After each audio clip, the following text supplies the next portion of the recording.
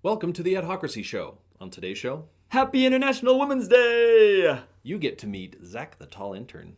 Influential women in our world. We'll be right back.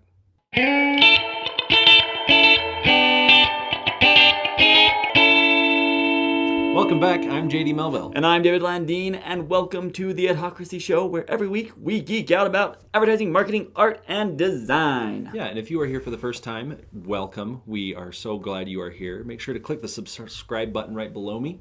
That will let you know when we have a new show. That's every Monday, Wednesday, and Friday. We have news on Monday, our show on Wednesday, and fun on Friday with Fedora Friday.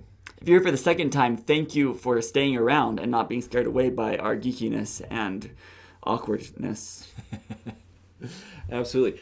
Now, we want to introduce you to our new intern. We have a new intern. Come on in, Zach. This is Zach the Tall Intern.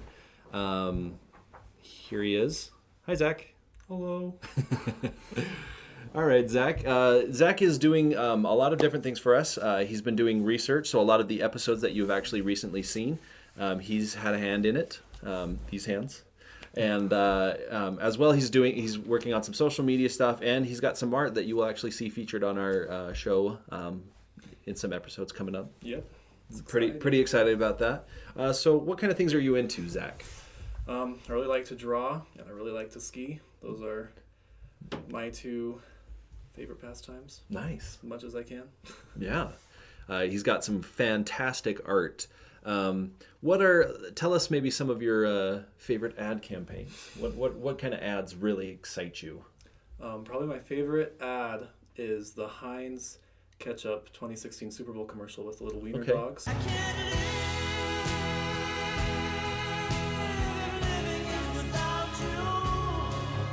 Okay.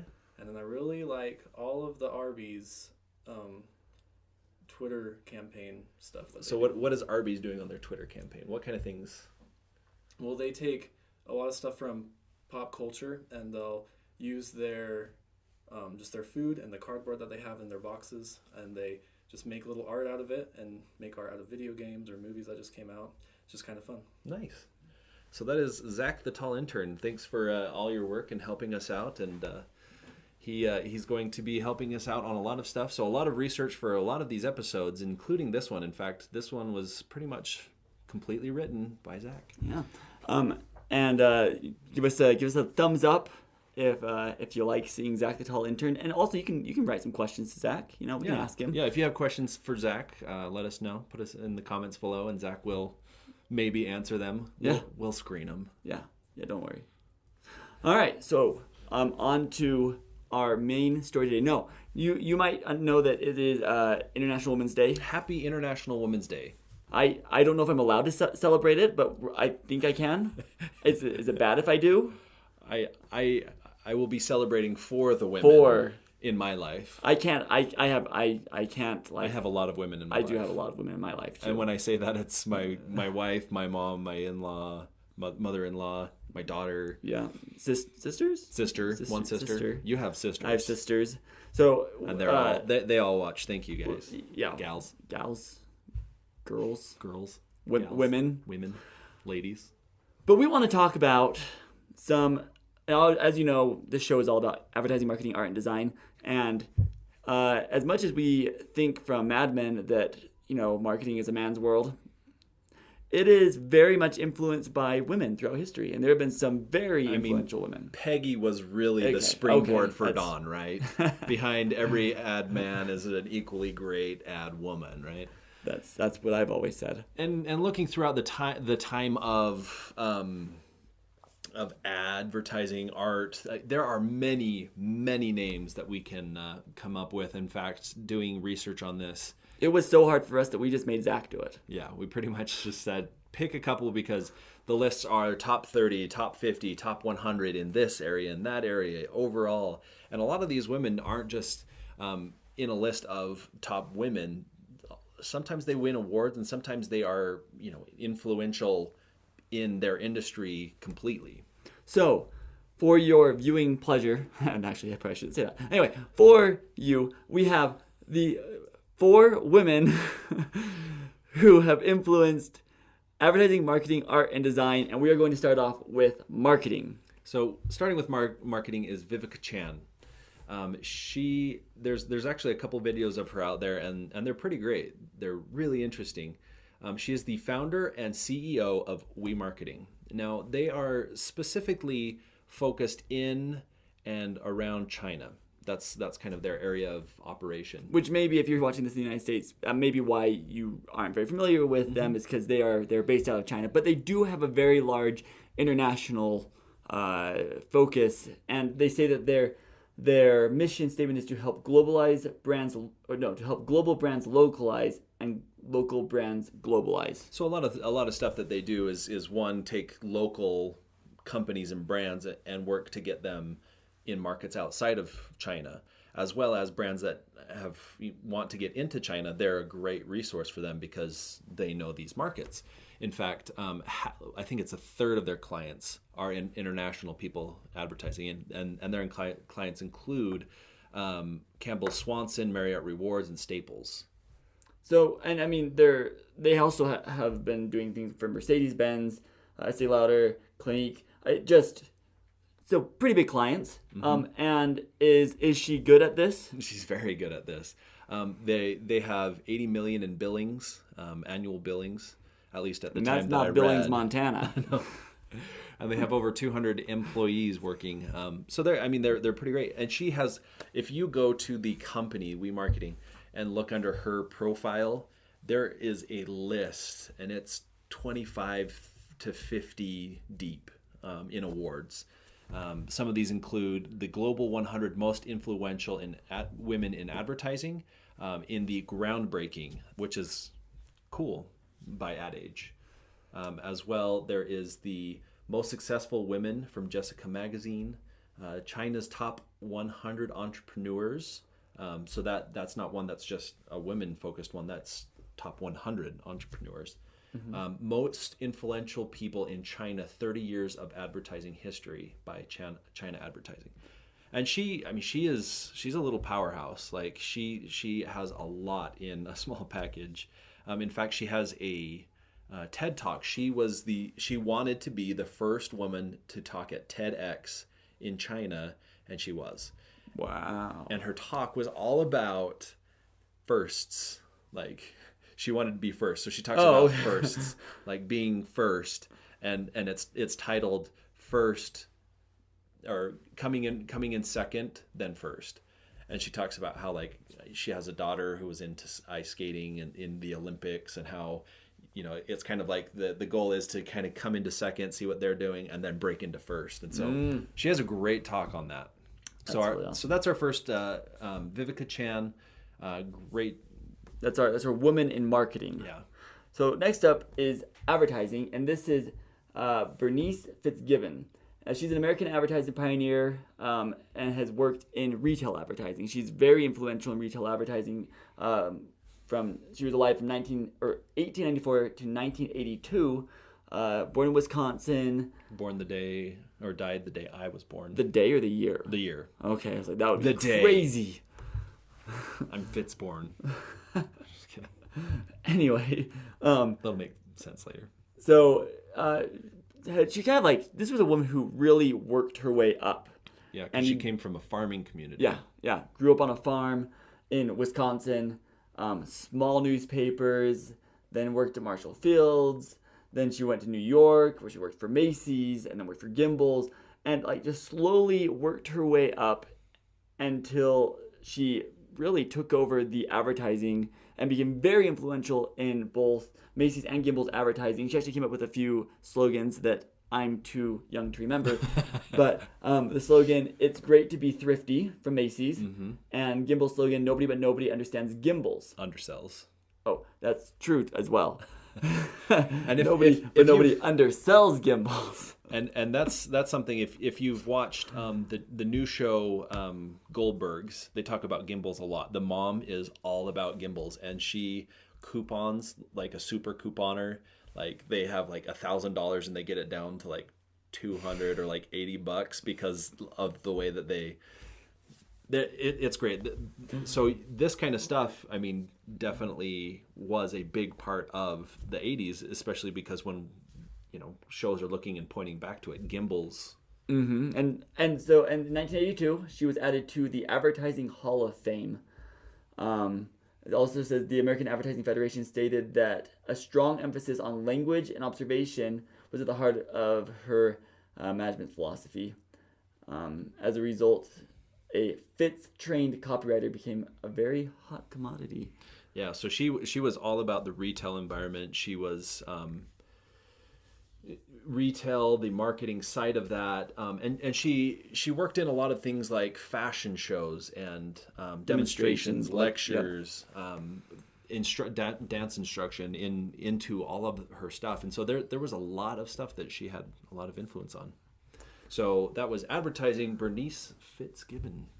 All right, on to design.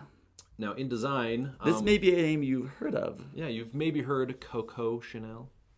Maybe. No? I have. Okay. Yeah, that one I have heard of. I've heard the name. I didn't know that much about her.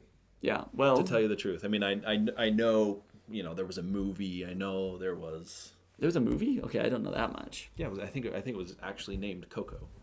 That was just okay. And the I'm great-grandmother, learning already. The great-grandmother of Conan O'Brien. Just kidding. That's not true. That's absolutely not true. She lived from 1883 to 1971 and was a French businesswoman and a fashion designer. She created the Chanel brand, which we all have heard and is live and well today. It was really weird commercials. Yes. Very strange.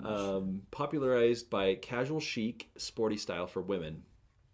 She's credited along with Paul Perot of liberating women from the corseted silhouette that was, prominent post WWI, World War I era. So she got rid of that. So she got rid of World War I? Yeah, World War I. Okay, so she got rid of that fashion. Just the not she being let able women to breathe again. She liberated them from and let them breathe. And the brand continued in jewelry, fragrances, handbags. I mean, it's. But she was listed on Time Magazine's list of top 100 most influential people during the 20th century. Yeah. And she was the only one that was a fashion designer. Interesting. It also says here that her business, or let's see, she also, her business made her prominent in French high society, so she was actually able to work her way up and gave her financial success, became a painter to many artists.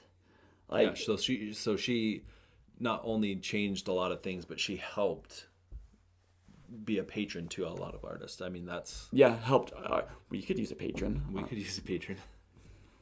Coco's not out there anymore. Anyway, so some other things that, I mean, you probably heard her because she is very, very famous for Coco No. 5 or Chanel No. 5 fragrance. That's what we're talking about, the really weird commercials. Mm-hmm.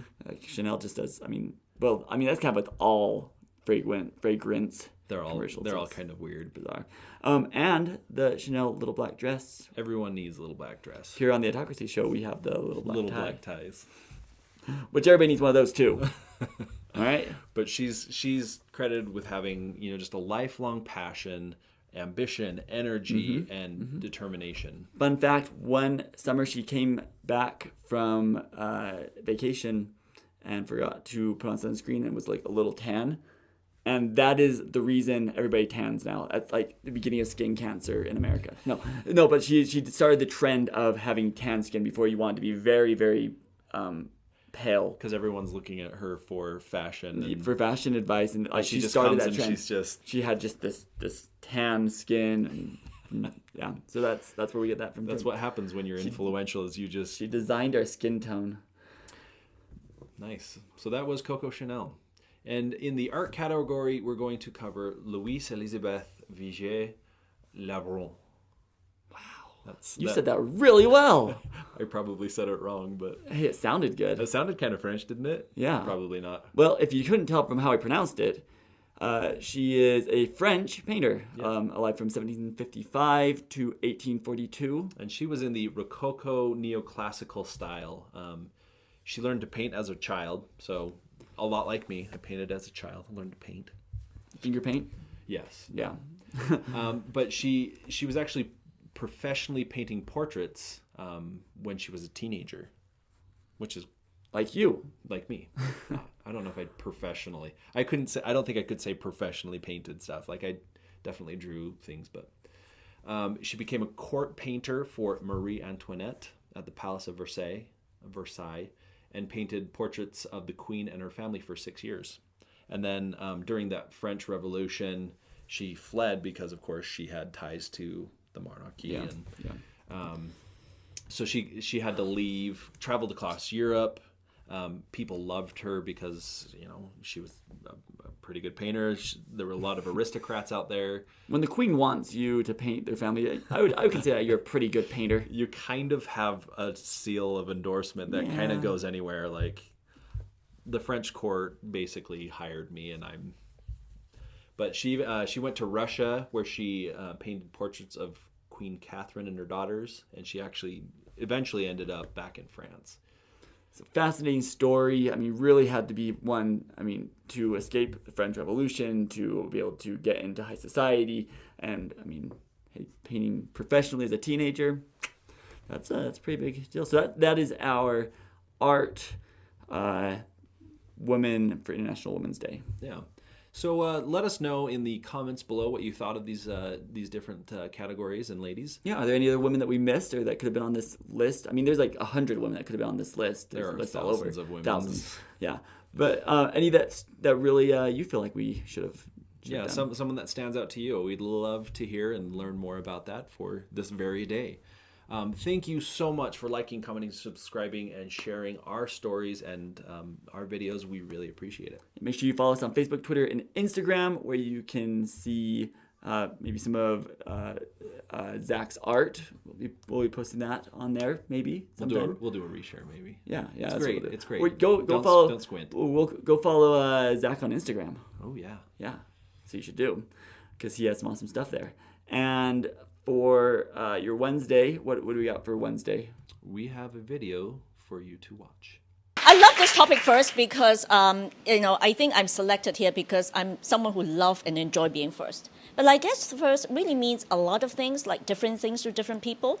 So what I want to do is, today is no big theory or anything, but really personal experiences of what first means to me, how you can be first, why I want to be first, and it's not for everybody. So what type of people best suits to be first?